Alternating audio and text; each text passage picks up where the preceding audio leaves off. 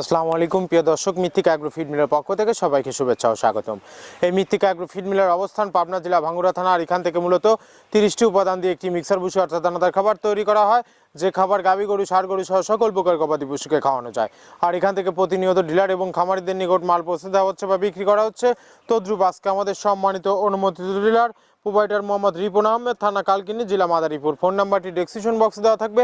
যারা কালকিনি মাদারীপুরের আশেপাশে আছেন তারা আমাদের সম্মানিত ডিলার রিপন ভাইয়ের সাথে যোগাযোগ করলে মৃত্তিকা অ্যাগ্রো ফিডের 30 আইটেম মিশ্রিত দানাদার খাবারটি আপনার খামারে আপনি যুক্ত করে গাভী গরু এবং ষাঁড় গরুকে খাওয়াতে পারবেন।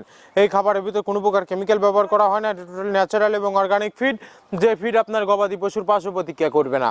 আমরা অনেক সময় দেখে থাকি যে খামার ব্যবস্থাপনায় গাভী গরু মেজর সমস্যা, গরু সঠিক সময় এটি আসে না এবং সঠিক সময় এটি আসতো সেটা কনসেপ্টের সমস্যা হচ্ছে।